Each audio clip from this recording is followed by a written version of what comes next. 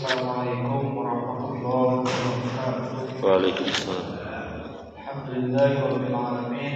Wassalatu wassalamu ala asyrofil anbiya'i wal mursalin sayyidina Muhammadin wa ala alihi wa sahbihi ajmain. Amma ba'du. Ibu jemaah sekalian yang dimuliakan Allah Subhanahu wa taala. Alhamdulillah pada kesempatan subuh kali ini kita masih diberikan kesempatan, kita masih diberikan kesempatan untuk bersama-sama hadir di majelis ilmu ini. Insyaallah yang penuh keberkahan ini, mudah-mudahan seluruh langkah kita, seluruh tenaga yang kita keluarkan dan seluruh kekuatan yang kita gunakan untuk hadir di majelis ilmu ini Allah catat sebagai amal baik. Amin ya Allah ya Rabbal alamin. Dan semoga Allah membalasnya dengan kelipatan kita yang berlipat ganda. Amin amin ya Allah ya Rabbal alamin. Pada kesempatan yang baik ini, insyaallah kajian akan disampaikan oleh guru kita Al-Mukarram Al-Ustaz Al-Mukarram Al-Imam dengan tema materi itu hidup dasar atau ibadah harian. Insyaallah nanti materi yang disampaikan sekitar 40 menit, kemudian akan dilanjutkan dengan sesi tanya jawab. Itu mari kita jelaskan Pak Ustaz.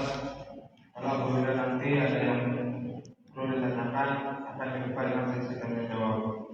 Begitu waktu dan tempat kami persilakan kepada Pak Ustaz. Terima kasih. Assalamualaikum warahmatullahi wabarakatuh. Bismillah, alhamdulillah, wassalatu wassalamu ala rasulillah wa ala alihi wa sahbihi man wala, la hawla wa la quwata illa billah. Qala Allah ta'ala, a'udhu billahi minasyaitanir rajim, subhanaka la ilma lana illa ma'allamtana, innaka antal alimul hakim. Wa qala Nabi sallallahu alaihi wasallam, man yuridillahu bi khairin fayufaqihu fid din. Qala rabbi israh li sadri wa yassir li amri wahlul 'uqdatam min lisani yafqahu qawli, amma ba'du. Tuan pengurus PKM yang Allah muliakan, jamaah salat subuh yang Allah cintai. Orang masuk ke bab sunnah pahami. Yang pertama arti wudu, ya. Wudu secara bahasa dari kata wadha'a. Maknanya ada 3. Pertama, an-nazif. Wudu itu maknanya bersih. Ya, karena kalau orang berwudu ya sebetulnya sedang berusaha untuk membersihkan tidak hanya lahirnya tetapi juga batinnya. Makanya yang ideal ketika wudu, saat misalnya membasuh mukanya dibasuh, dibersihkan zohirnya, tapi di dalam hati kita minta kepada Allah agar dosa-dosa yang diproduksi oleh muka kita ini juga dibersihkan. Dosa di muka apa? Ya barangkali apalah namanya muka ya. Ketika kita berkumur-kumur, mulut kita dibersihkan, apalagi yang misalnya habis makan pete misalnya, itu zohirnya, tapi batinnya mulut kita minta agar diampuni ya. Makanya di doa-doa di antara sujud itu kan ada setelah wahdini wa'afini wa'fu anni. Wa'fu itu maknanya dihapus, supaya dosa-dosa mulut kita tidak hanya bersih oleh air wudu, tapi dihapus oleh Allah. Karena mohon maaf, mulut ini juga banyak memproduksi dosa setiap hari. Katanya bahkan wanita lebih banyak memproduksi dosa mulut, tapi bukan orang sajadah ya, orang Vietnam itu juga kalau ada di sana. Karena wanita harus ngomong sehari 24.000 kalimat. Itu kan enggak semuanya ahsan ya, pasti ada insert, ada sisipan-sisipan yang mungkin kalimat-kalimatnya itu menurut Allah tidak diridhoi. Nah itu kita pengen bersihin mulut. Ketika membasuh muka juga, kita ingin dosa mata kita ini secara zohir mungkin ada debu dan sebagainya bersih, tapi secara maknawi agar juga dosa-dosa mata kita dihapus.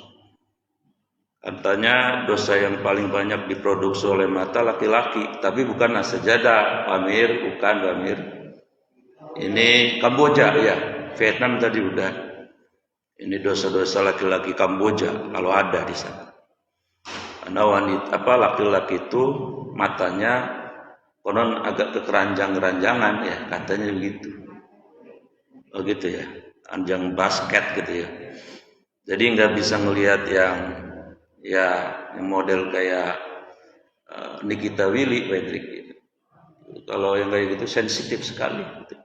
Jangankan jamaah, ustadz juga kalau di depan ada yang kayak Nikita kayaknya berhenti juga sementara terus berserah gitu. Nah jadi ini adalah membersihkan lahir dan batin itu ketika wudhu. Jadi makna wudhu adalah nazif. Yang kedua makna wudhu secara bahasa adalah jamil. Jamil maknanya indah. Ya. Maka ada ungkapan orang Arab jamilun jamilatun walau ba'da naumin katanya. Emang orang kalau udah cakep dari sononya mah Pak, biar kata baru bangun tidur juga cakep baik. Jamilun jamilatun walau ba'da naumin. Ya. Cobalah Angelina Jolie, habis tidur juga cakep baik. Emang dari sononya cetakannya gitu. Apalagi dandan istilahnya begitu. Nah, jadi wudhu ini sebenarnya juga memperindah. Kalau bagi laki-laki, menurut basyirah para ulama, kalau seorang laki-laki yang menjaga wudhunya, maksudnya yang batal wudhu, itu walaupun hitamnya manis. Kayak siapa ya itu manis? Oh Pak Hendrik ya. Kalau pengen tahu Pak Hendrik tuh,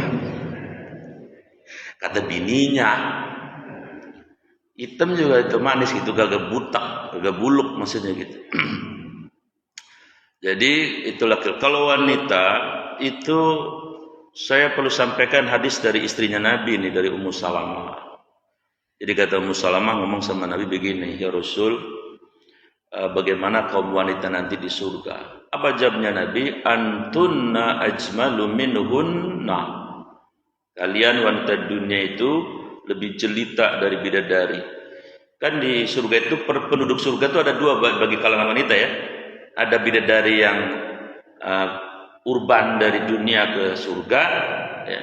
Ada yang instan, ya. Ada yang instan. Kalau yang instan itu disebut dengan hurun ain, wanita yang hurun ya ain, matanya itu kayak burung cendrawasih gitu yang jelita. Nah, itu diciptakan langsung. Itu untuk membersamai laki-laki nanti di surga. Karena misalnya mujahid saja satu, istrinya 72. Ya kalau di dunia kan cuma satu. Walaupun sebetulnya satu pun di sana sudah lebih dari cukup. Tapi karena itu surga, ya Allah beri sekian kelebihan. Nah jadi kata Ummu Salamah kepada Rasulullah SAW mengatakan wanita-wanita dunia itu bakal lebih jelita. Karena makna wudhu itu tadi jamil. Jadi mohon maaf, mungkin ibu-ibu yang merasa ya barangkali tidak sejelita para artis, para selebritis, nggak usah khawatir. Itu sebentar doang di dunia doang, ya. Tapi ibu nanti di surga bahkan ajmal itu isim tafdil, lebih jelita, bayangkan dari bidadari. Awang bidadari aja satu aja. Kalau turun di Masjid As-Sajadah sekarang semua laki-laki pada pingsan, kecuali saya yang lagi ceramah, pingsan semua nih kalau ada bidadari turun. Apalagi ini lebih dari itu. Nah, itu wanita dunia yang waktu di dunia ini menjaga wudhu. Ya.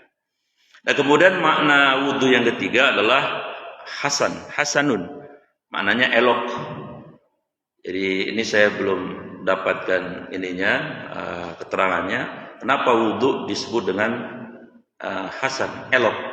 Ya tapi secara logik orang kalau betul-betul menjaga wudhu, insya Allah penampilan spiritualnya elok lah.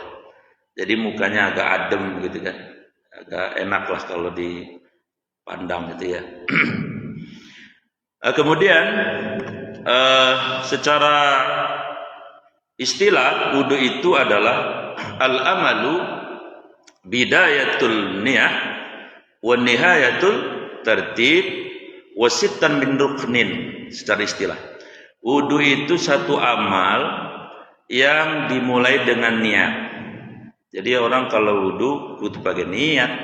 Lah kalau kagak niat, innamal amalu biniat.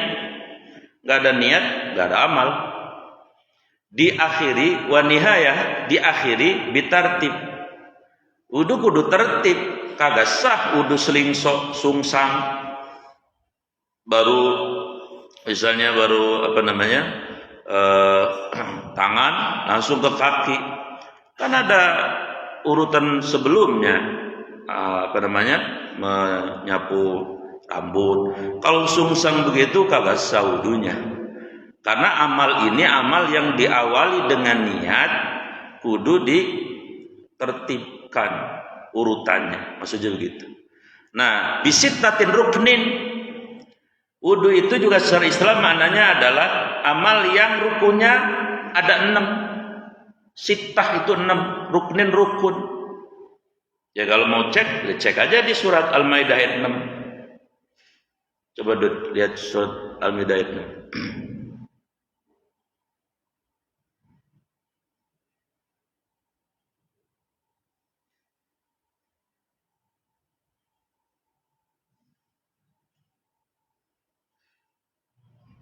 Ayat 6.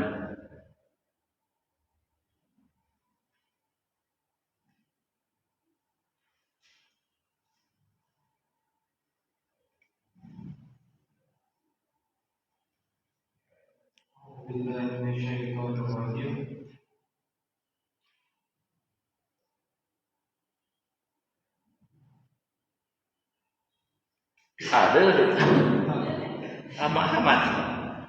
Ya ayyuhalladzina amanu idza qumtum ila sholati faghsilu wujuhakum wa aydiyakum ilal marafiqi wamsahu bi ru'usikum wa arjulakum ilal ka'bayn. Ya. Baik, itu 6 rukunnya. Kenapa di situ 4? Kenapa disebut 6? Karena tadi yang 2 awalnya namanya niat, yang kedua nomor 6-nya tertib. Kalau rukun af'alnya cuma 4. Fa idza kuntum ila sholati faghsilu wujuhakum, 1 membasuh muka. Kemudian apa?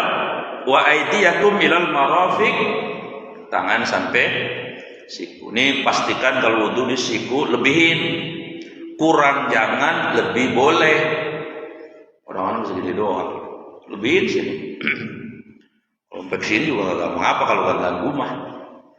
Yang ketiga adalah wamsahu biru'usikum. Usaplah atau sapu, dari kata masaha, maknanya menyapu, jangan dibasuh. Waduh, mentang-mentang diserpong banyak air, mulut dilepekin plak. Ini bisa bocah TK begitu. Diusap aja. Bahkan kata Imam Syafi'i cukup 3 lembar sah, kata Imam Syafi'i. Tapi kalau kita kata Imam Ahmad bin Hanbal, kullahu, semuanya. Maka ibu kalau melihat orang Arab wudu, kagak ada yang tuil, nggak ada. Mesti buka ininya, walaupun udeng-udengnya lebar dibuka juga. Perempuan juga gitu, pasti begini deh, set, sapu ke depan, set.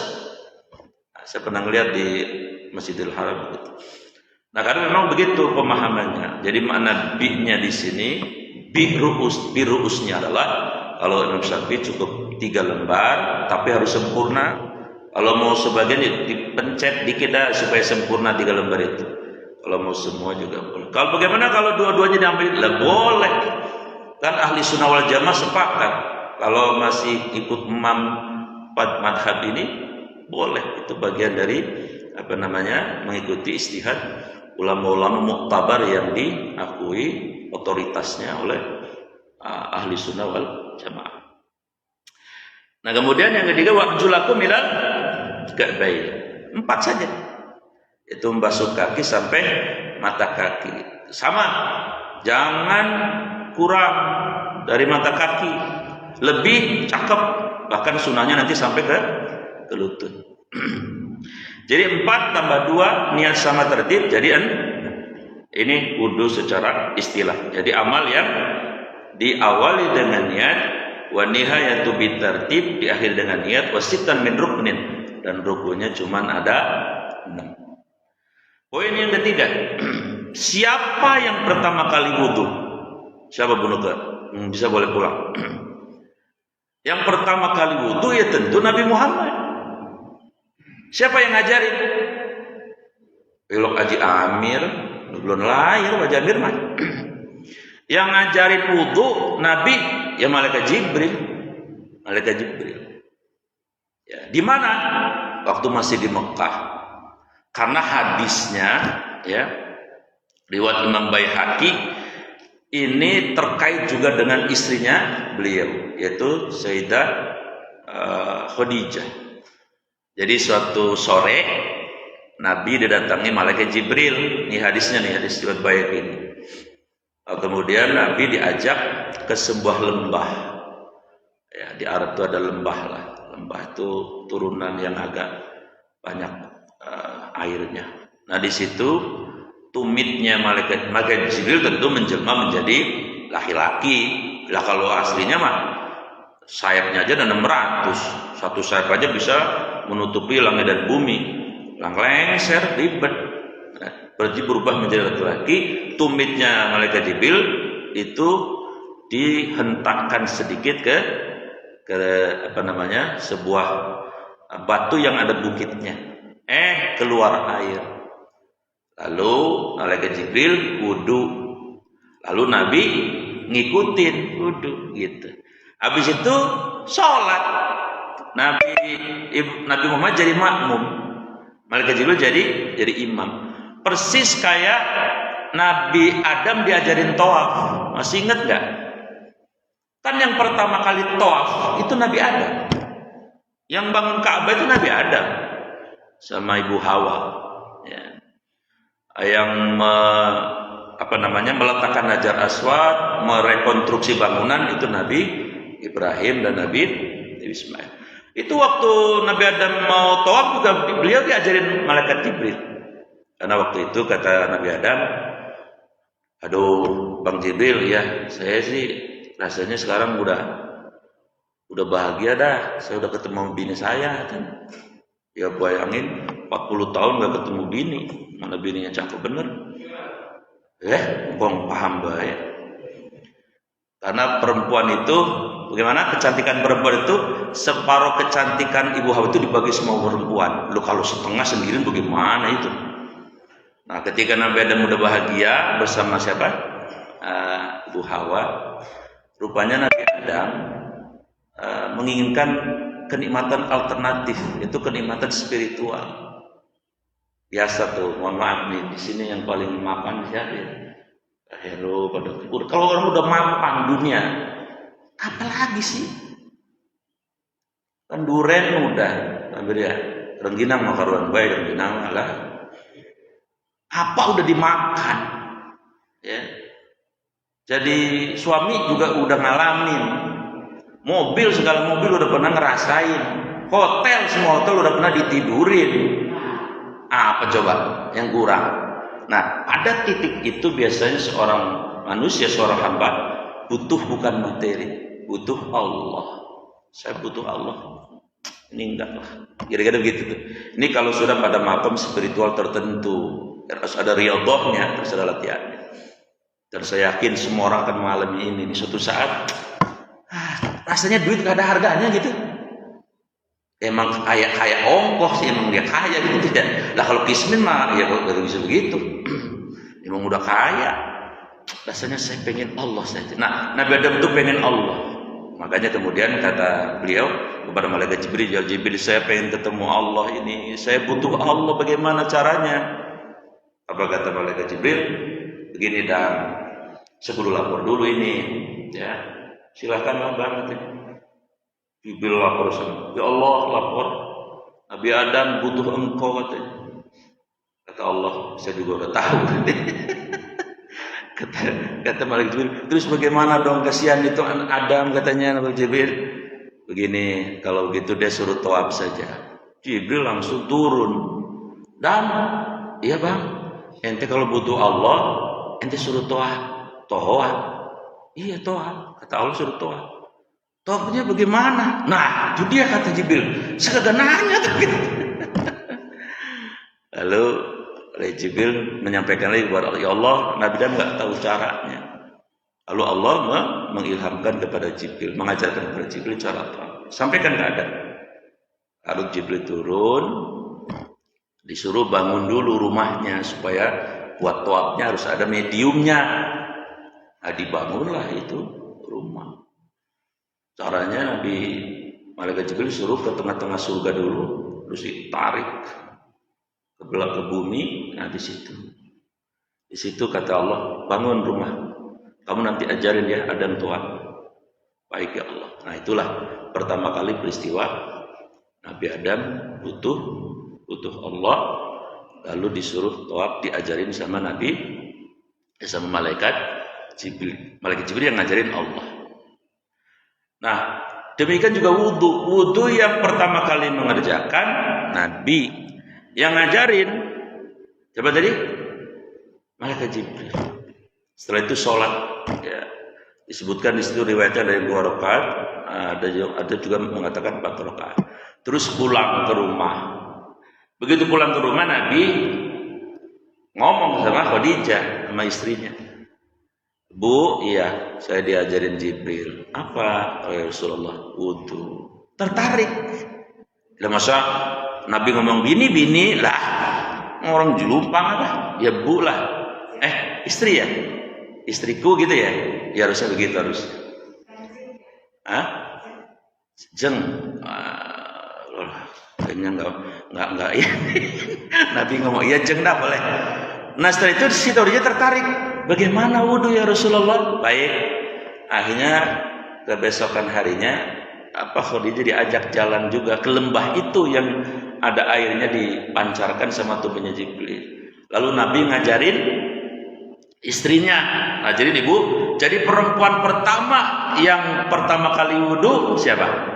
Khadijah.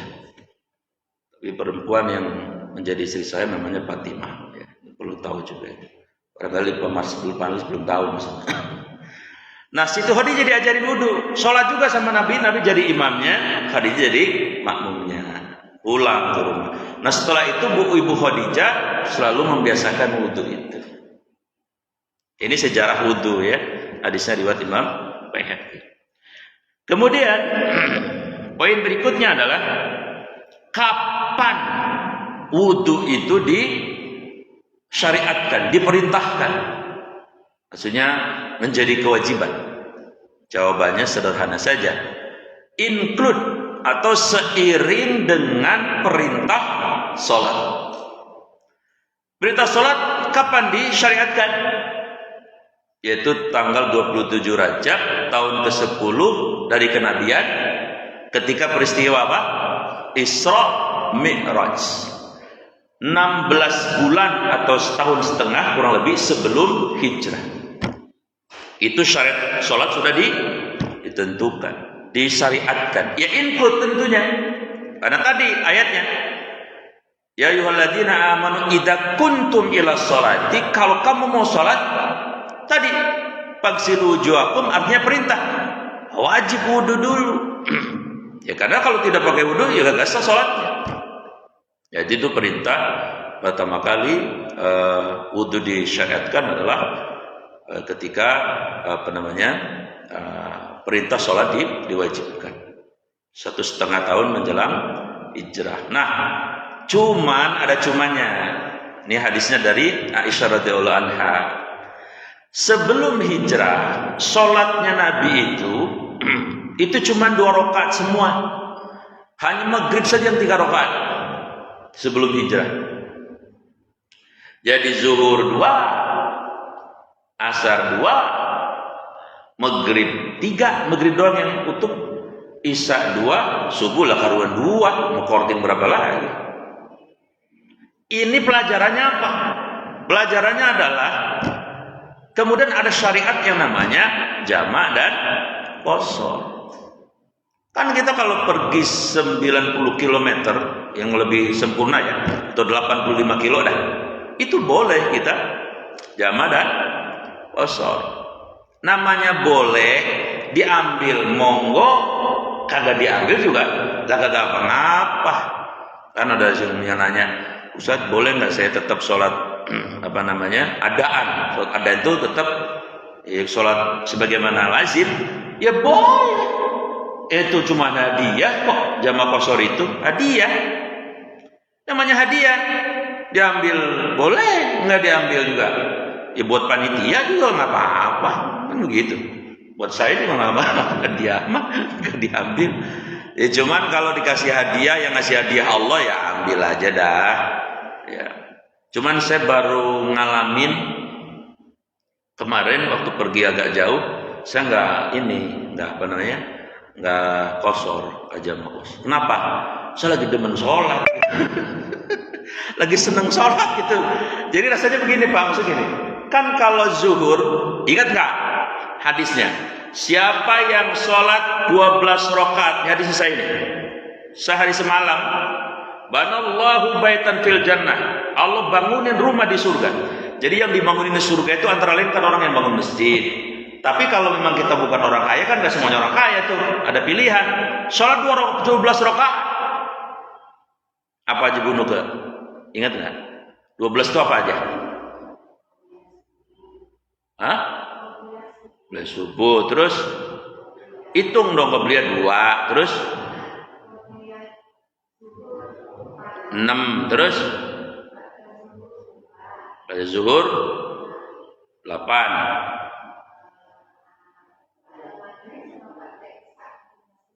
Jadi 12 ya. Itu kalau dikerjain dibangun ke surga. Dan ada dannya, jangan selesai di situ. Kalau kita semacam bikin kontrak dengan Allah, maksudnya bikin kontrak itu kan Allah mah sebetulnya Allah itu kalau pakai bahasa manusianya enjoy lah gitu sama kita hamba, jangan sulit-sulit.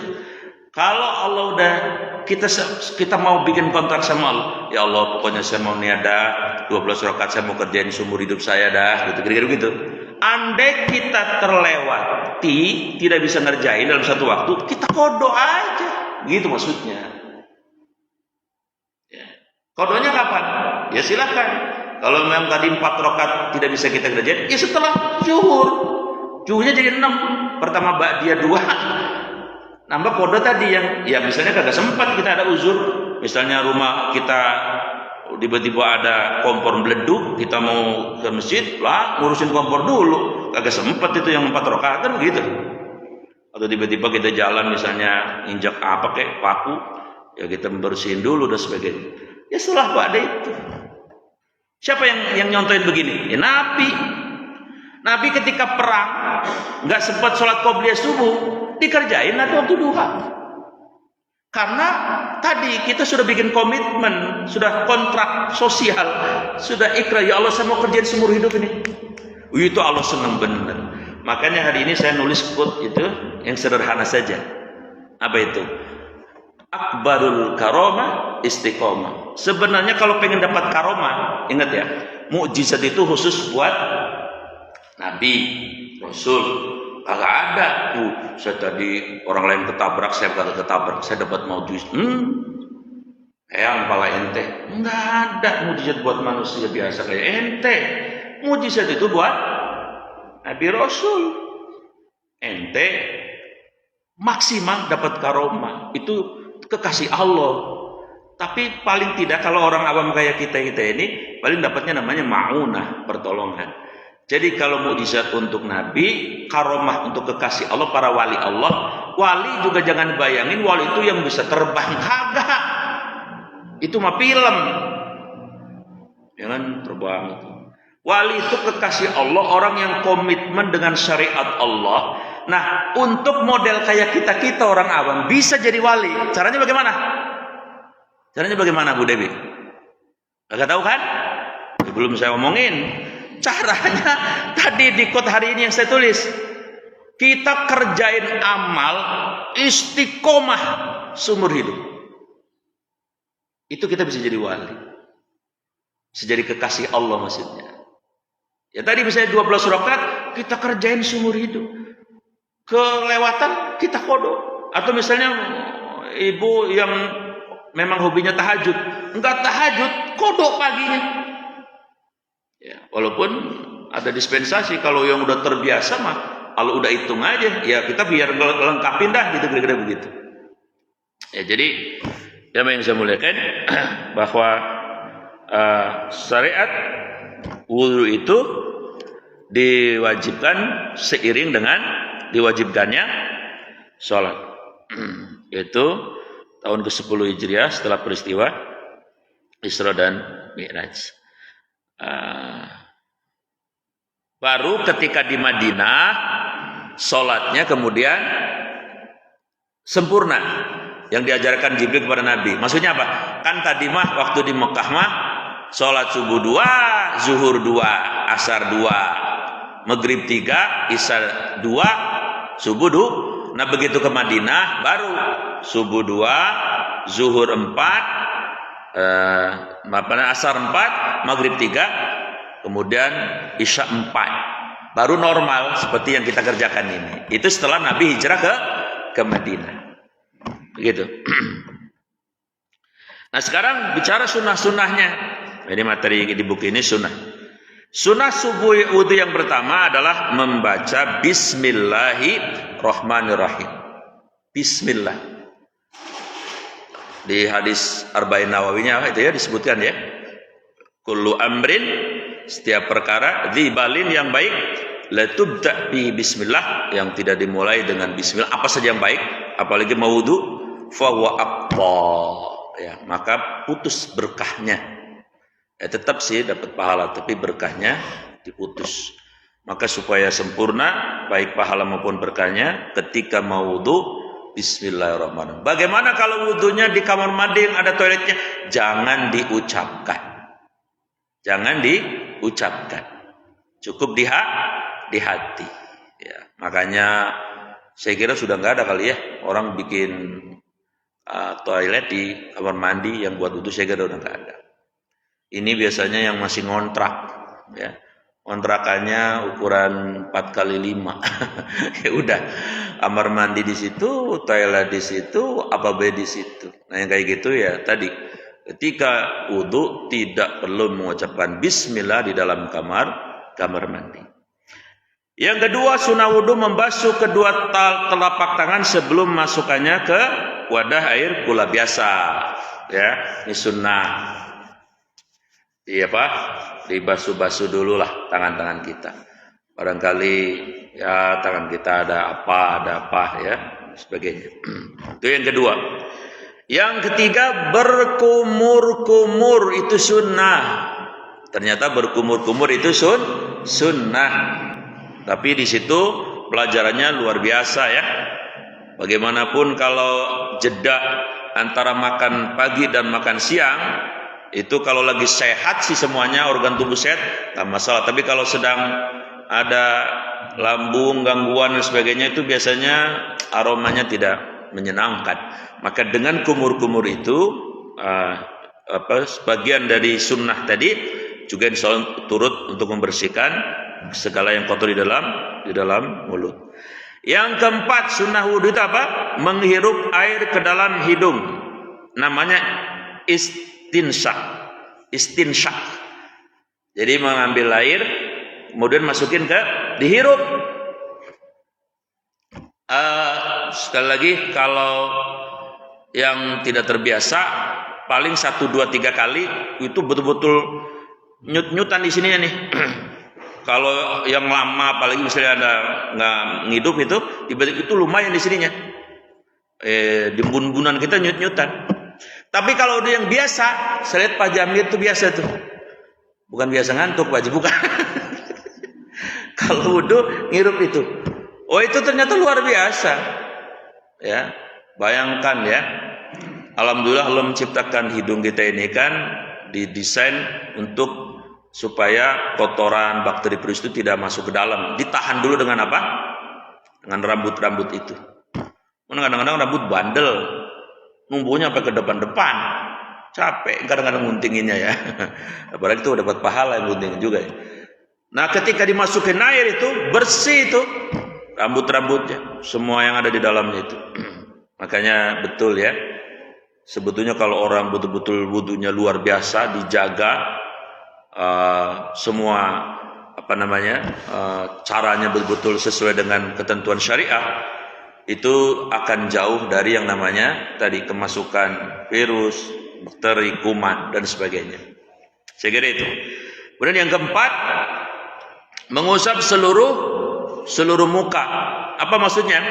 Yang wajib itu kan yang dibatasin rambut itu yang wajib. Tapi kalau mau ke dalam-dalam, sunnah. Ke dalam-dalam disempurnakan, itu sunnah. Walaupun ini sunnah setiap mau sholat, tapi ini amal harian yang intens kita kerjakan. Pahala kita, tabungan sunnah kita bisa bermiliar-miliar itu kalau tiap hari kita mengerjakan. Kemudian yang keenam, mengusap kedua telinga. Ternyata telinga itu sunnah. Meliputi bagian luar dan bagian dalam.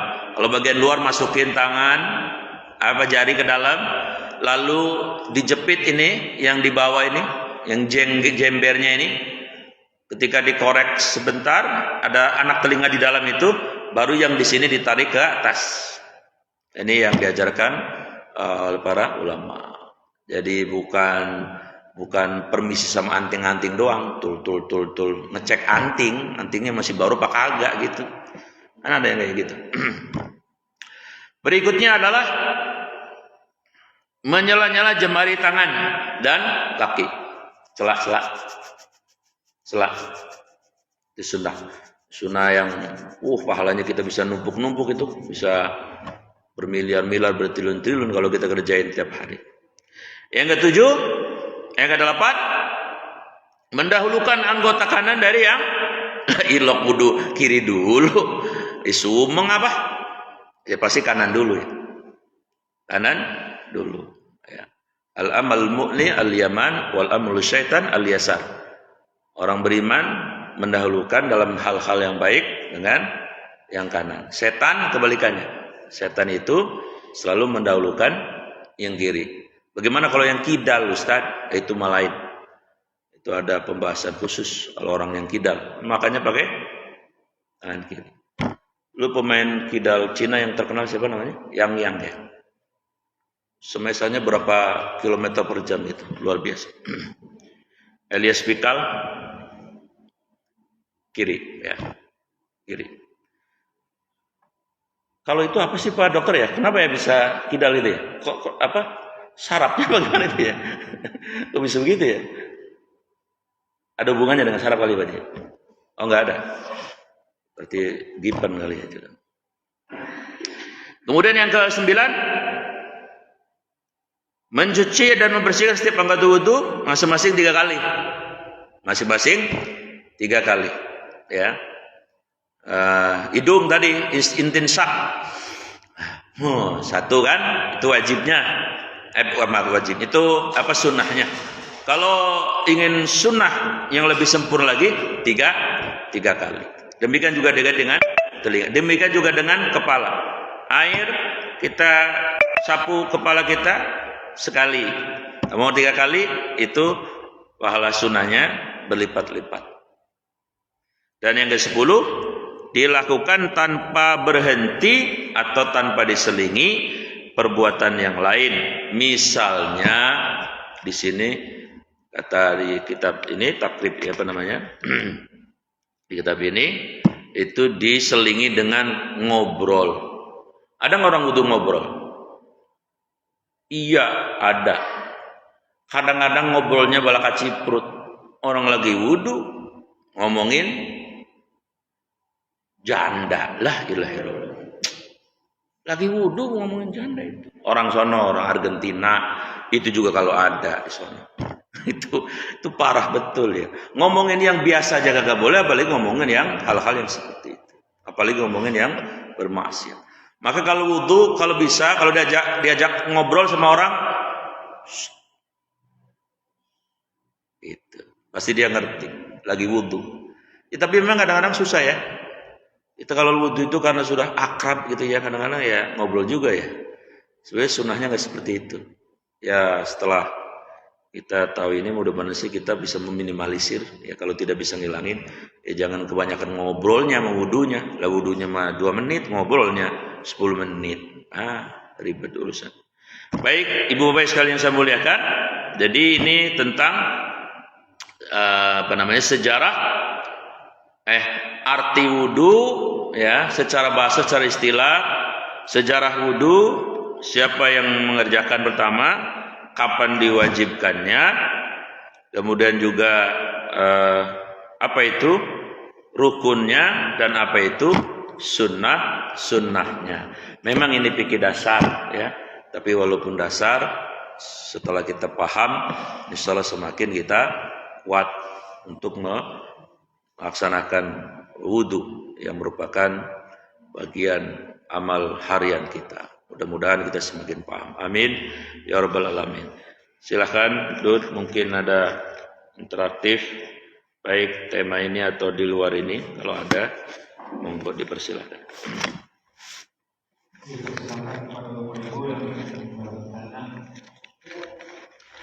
Pamir.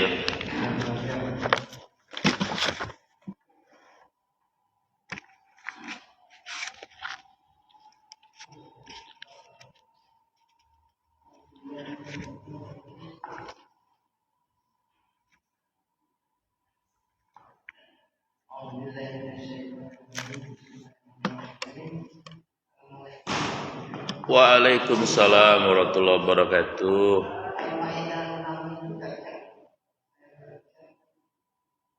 Jika kamu belum, maka majulah. Dan jika kamu sakit atau dalam perjalanan atau kembali dari tempat buang air, Nah, atau jika kamu tidak membawa air, maka bertayamumlah. iya. Pertanyaannya, kalau seandainya airnya banyak, apa alasannya tidak mau? Kalau airnya banyak, Kalau yang minum tadi, kagak usah tayamum maksudnya. ada misalnya, ada kalanya kan orang itu kan sakit, kena air aja minum, Nah, air iya. gimana kita? Itu tadi. Kalau nggak wudu boleh tayamum. Ternyata kalau sakit nggak ada air, tayamum. Tapi kalau airnya kan seperti di Serpong, Kan sakit. Boleh kalau sakit tayamum. Walaupun airnya banyak, boleh. Iya. Iya. Kalau sakit. Tapi kalau kuman kutilan sama cantengan belah kagak boleh. Iya, sakitnya parah. Kalau yang kagak ada air mah, ya ini yang kata Pak Menteri, ini kata Pak Menteri Pertambangan ya, yang Pak Luhut Menteri apa itu namanya? Hati-hati katanya warga negara Indonesia, kira-kira Agustus nanti ada El Nino. El Nino itu gelombang panas dari lautan Pasifik ya, yang akan menyerang wilayah sekitar Asia Pasifik ini. Yang menyebabkan nanti kemarau panjang katanya. Hanya ada 2 provinsi katanya nggak kena El Nino, Riau dan Papua Barat. Banten kena juga katanya. Maka kudu siap-siap katanya. Nanti bakal ada kemarau yang. Tapi saya mah bukan nggak percaya. Ya namanya juga manusia. Ya kita hargailah orang. Tapi karena begini.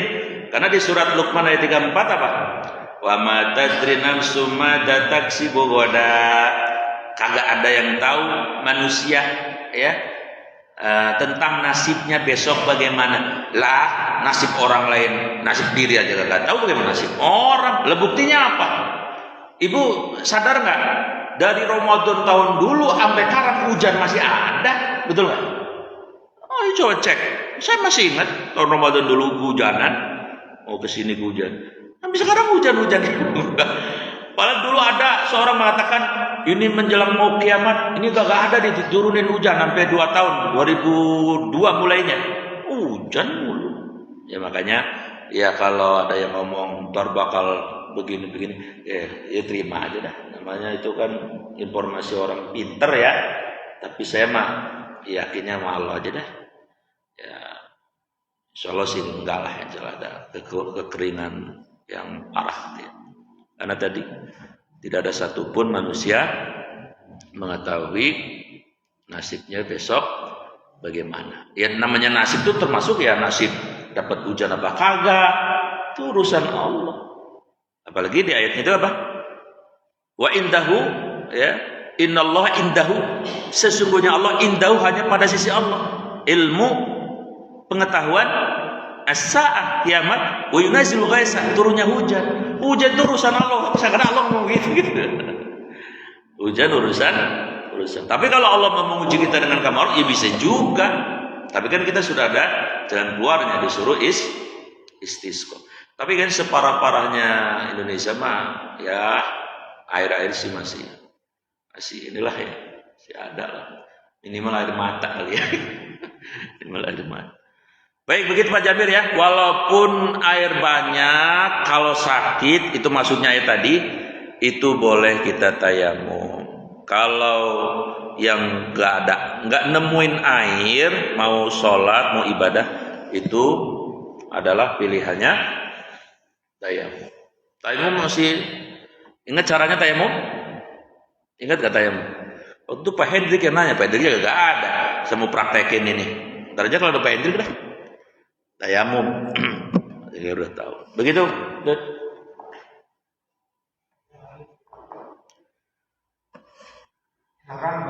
Pak Dokter.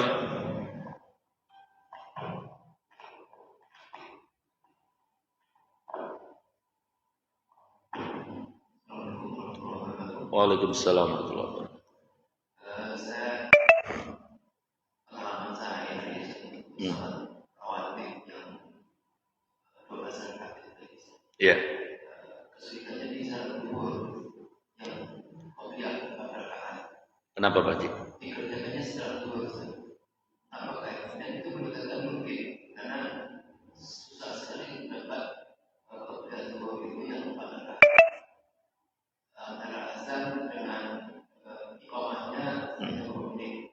Kalau tidak dapat pada malah sampai masjid langsung sholat. Iya. Dipastikan rawatib pada saatnya itu. Dan saya apakah itu disebut qobliyah juga atau cukup biasa? Iya. Baik, luar biasa. Nabi sedang khutbah. Tiba-tiba sahabat datang langsung duduk. Nabi lagi khutbah, bayangin. Nabi memerintahkan sahabat ini, kum sal, fatusal, dan sholatlah. Nabi menyuruh sahabat ini untuk sholat. Yang dimaksud dengan sholat itu adalah tahiyatul masjid. Sebetulnya kan secara hukum udah duduk kan. Kenapa Nabi nyuruh lagi? Nah ini pelajaran maksudnya. Di situ Nabi sedang ngajarin kita. Boleh tadi dikodok. Ya. Walaupun sudah duduk itu. Fleksibilitasnya di situ. Yang kedua, Nabi menyebutkan ketika Nabi menyuruh itu, ada sahabat yang di depan itu sampai dengar waktu khafif. Sholatnya diringanin. Makna ringan ini pemahamannya tentu beda-beda juga. Nah, kemudian yang kedua, kenapa Nabi tidak pernah meninggalkan qobliyah subuh, sholat fajar? Kan ada yang nanya sholat fajar ya, siapa kemarin itu? Fajar itu Abu Tamrin ya. Fajar itu qobliyah subuh. Nabi nggak pernah meninggalin. Bahkan waktu perang pun Nabi kodok. Tapi Nabi tahu ya, kan yang namanya bangun tidur itu kadang-kadang kan ya, kadang-kadang kita malam ada acara, ada pertemuan keluarga sebagainya. Nabi sampai memberi bukan perintah, memberi pelajaran. Kalau sholat fajar itu suratnya ya, itu al-insyirah dan al-ikhlas. Apa pelajarannya? Seringan mungkin, yang penting dapat. Maka saya menganalisis bahwa kalau Pak Dokter tadi misalnya zuhur interval waktunya terlalu sempit, nah saya mensiasati Pak Dokter, ini mas saya nggak pakai surat sholatnya 4 rakaat itu. Jadi bismillahirrahmanirrahim, alhamdulillahirabbil alamin, ruku. Jadi ringkas. Bangun lagi. Saya paling sholat itu kira-kira 2 menit dah. 2 menit intervalnya saya kira di sini ada yang 9, ada cukup pakai doa. Lah kalau memang Pak Dokter saya yakin sholatnya khusyuk benar itu. Qobliyahnya kayaknya komplit lagi kayaknya paketnya. Saya maka agak ngeliat jam dulu. Wah, jedanya berapa? 9. Nah, boleh saya pakai surat pendek al-ikhlas dah sama ina atoina. Tapi waduh, tinggal 4 nih. Ya udah nggak pakai surat.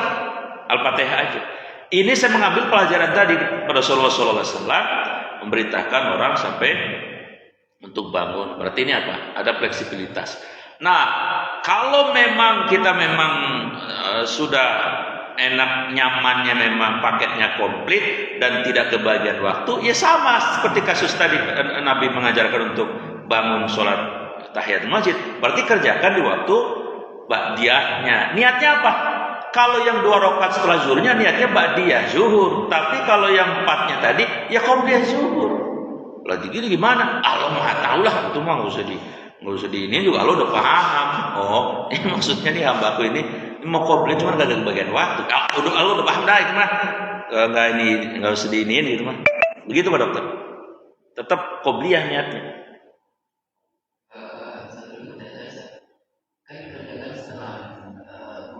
Iya. Iya, kodok. Siapa? Iya, habis zuhur, habis ba'diyah itu kerjanya. Hah? Iya, di kodok juga. Namanya qobliyah. Sesuai niatnya. Iya, sesudah zuhur.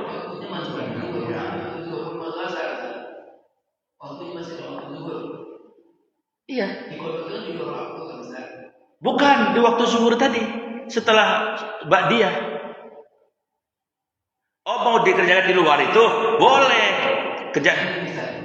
Itu kan dikerjakan dalam waktu zuhur masih. Iya. Yang disebut kodo itu kita mengerjakan waktu. Bukan. Kodo tidak harus kodo. Kodo itu artinya mengerjakan yang belum sempat. Itu boleh di dalam koridor masih zuhur, boleh setelah zuhur. Boleh dua-duanya maksudnya. Iya, hanya istilah doang itu mah. Maksudnya kagak sempet ngerjain adaan gitu, maka kodoan. Kodoan itu maksudnya ya pilih waktu yang kita bisa. Di zuhur bisa, ntar asar juga boleh, maghrib juga boleh. Itu fleksibilitasnya begitu. Karena Nabi mengerjakan itu semua. Bahkan tadi yang misalnya malamnya nggak sempet tahajud, kerjain waktu pagi kok.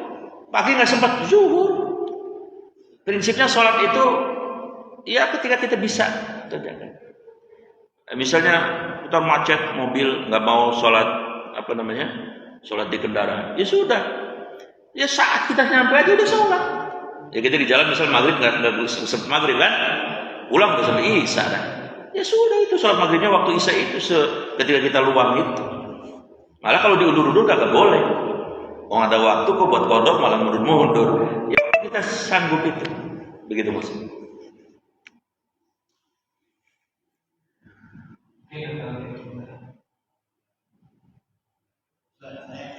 Asik. Waalaikumsalam warahmatullahi wabarakatuh. Qobliyah subuh ya.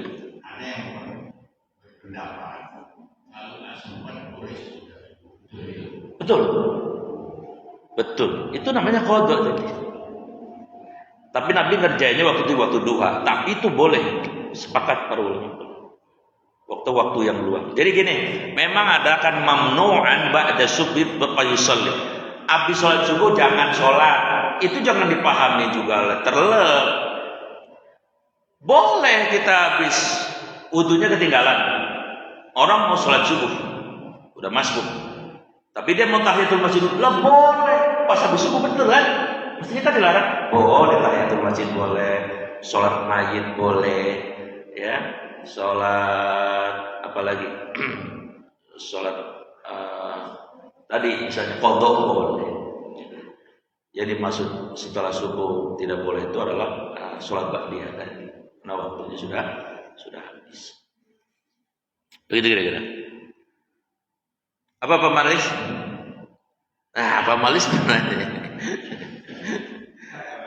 Tahu aja. Muka-muka orang yang mau nanya itu kelihatan. Waalaikumsalam warahmatullahi wabarakatuh.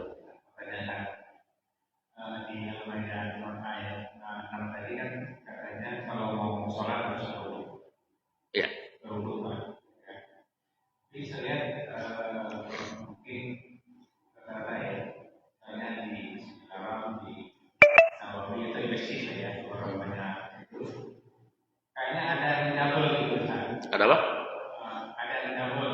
Maksudnya gimana? Misalnya nih, kalau di Masjidil Haram itu orang dari asar tuh kalau keluar, nggak makan, udah ini masuk tuh sholat, nggak perlu duduk gitu. Gimana? Oh. Karena kita juga begitu gitu kan. Iya.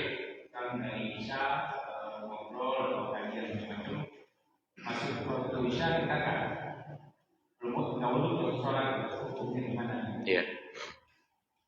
Kalau jawabannya jawaban fikih, selama wudhunya tidak batal, jangan kata duhur sama asar doang, duhur sampai isya juga boleh. Selama secara fikih nih, selama belum batal. Tapi secara adab, secara tasawuf, kalau dari zuhur misalnya, kan di antara jeda itu kita udah ngobrol kemana tahu dah. Ya. Nah secara adab ini sebaiknya wudhu lagi. Kecuali kita memang manteng banget tuh, dari zuhur sampai asar kita betul takarrub tuh. Jedanya pun diisi dengan takarrub, membaca Quran dan zikir, itu tidak masalah. Karena apa? Tawajjuh ila jalil. Karena apa? Fokus kita tetap kepada Allah. Ini secara tasawufnya, secara adabnya. Tapi secara fikih tidak masalah.